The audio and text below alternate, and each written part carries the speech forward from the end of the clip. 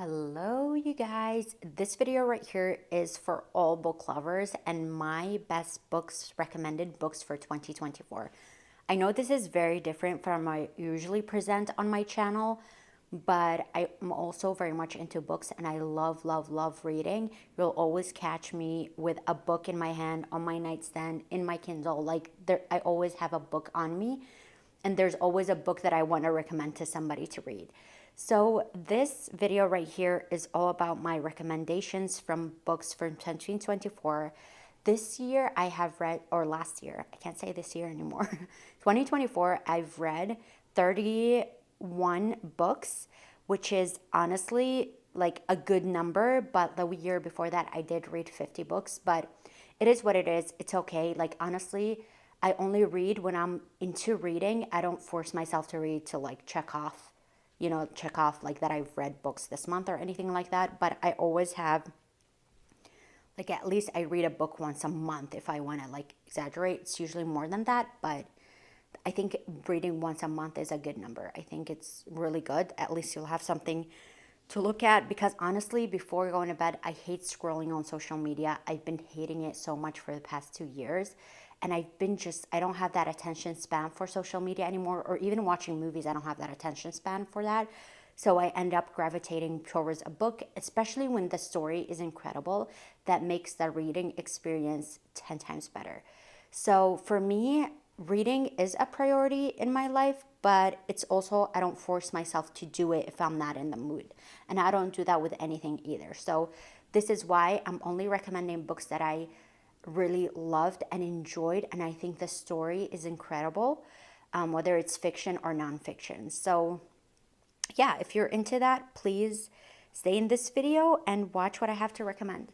So you can see like the genre that I've been into is thriller, but I read everything. I don't just read thriller books, but I mostly gravitate towards thriller. But honestly, I've been reading so many books across the board. It doesn't matter, like romance, thriller, drama, everything. I've been reading everything. But for the thriller category, the books that I read, I have right here my list of books, but the thriller category, None of This Is True, Please Tell Me, Never Lie, The Locked Door, and The Teacher. Those all I recommend from that section.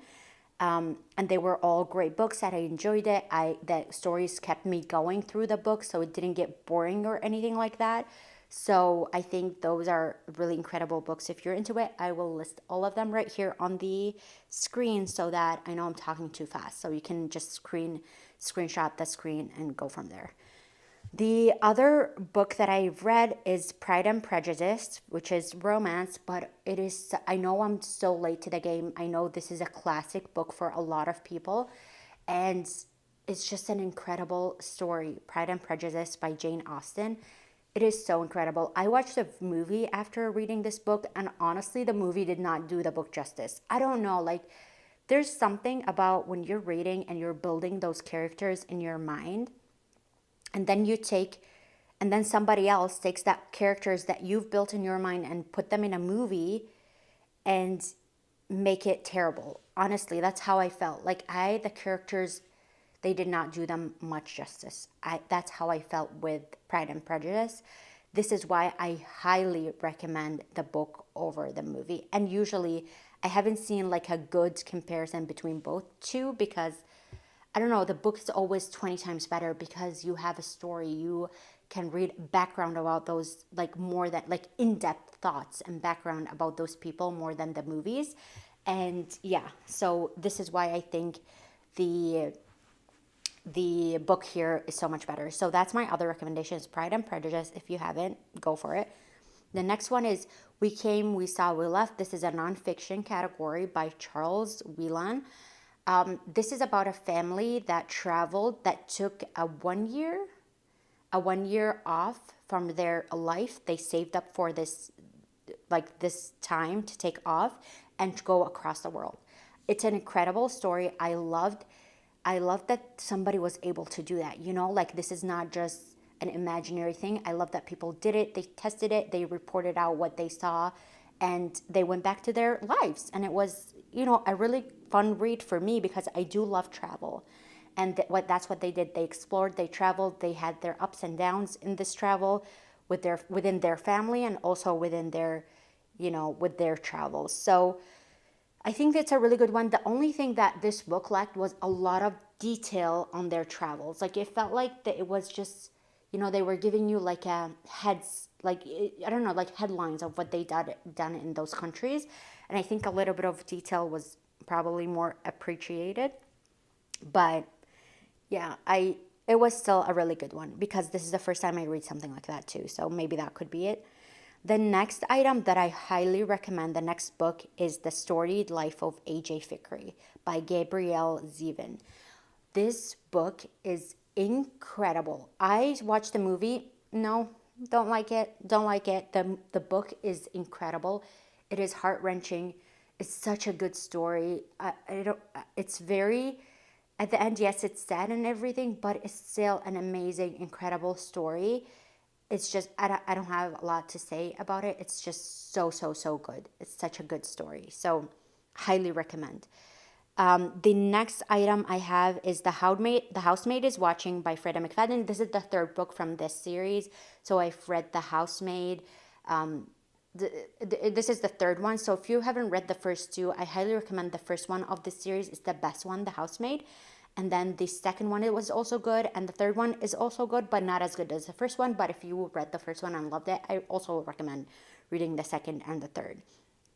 The next item is here, Small Great Things by Jodi Picoult. It's such a great book. It talks about racism. It's an incredible story. It's super sad and unjust, but this is a world we literally live in, and we need to fix that. And, when people write about it, I always read about it because it's important and it's necessary. So it's such a good book, highly recommend. And then the next one is A Little Princess by Frances Hodgson Burnett. I think that's her name. This is a short story. It's not too short, like you can read it in one day. I think I read it over like 3 days or so. But it's such a great book. It's from like the 1920s or 30s, something like that. I saw this as a cartoon when I was a child, and this is the first time I actually read the book and what the story was about, and it was incredible. For me, it was super nostalgic, but it was a great story as well, so highly recommend. Then the next three books are for the same writer, The Nightingale, The Great Alone, and The Woman. So those are all by Kristen Hanna. The Nightingale and The Great Alone, I highly, highly recommend. Those are, for me, they were better than The Woman. I know all the hype was in 2024 about The Woman, but The Nightingale and The Great Alone. So for me, if you want to read one of her three books, I would say The Great Alone.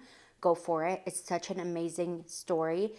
Her style, like, she knows how to write. Like, it's such an incredible story. The way she tells her story is so good. These are also nonfiction. And there I would call like under like drama. Is that a category? I don't know if it is a category in books, but for me, The Great Alone was incredible. But all three of her books were really good, but The Great Alone is the best out of three. And then the next item I have on here, the next book, is The Island of Missing Trees by Elif Shafak. This is an incredible book. I know all of these are incredible books, but this one I highly recommend. It's about immigrants that came from Cyprus and they migrated to UK, and this story goes back to the 70s and then it comes back into 2000s and then back and forth. But it's such an incredible story. It's heart-wrenching, but it's so amazing. I love this book. I can't wait that I waited this long to read it, because this was on my list for honestly 2 years now until I got to it and ordered it on my Kindle and read it in my travels. But it's such an incredible story. I highly recommend it. The one book I want to talk about that I read last year and it was super overhyped and it just was not for me is The Fourth Wing book. Honestly, like, I don't know if it's just because I'm not into fantasy or like, I don't know. I just feel like this story didn't keep me going, like with these characters. I just felt like that book was super overhyped for no reason. It ends with us also, like the movie was terrible and then the book is better than the movie, but I don't know. It's the same. What else do I want to talk about that other books that were me? think, yeah, Undercurrents by Nora Roberts. I read that and I just hated it. I did not like, I don't know, it was like one thing would happen and then it get fits right away and then another thing would happen and it get fits. It just was lame. Anyway, but I think that everything else on my list was like in between. So yeah, I will, yeah, I think that's it. That are all the books that I want to talk about. I will try to answer all the pictures of the books that I talked about in here. And if you have any books that you want to recommend to me, please do. I always screenshot everybody's recommendations. And once I get to it, I read it. Like, even if it's in 2 years, it's still on my list and I will read it in 2 years. So please do recommend books for me because I love reading and I love doing that. So, yeah, thank you so much for watching. Please subscribe and we will talk soon. Bye, guys.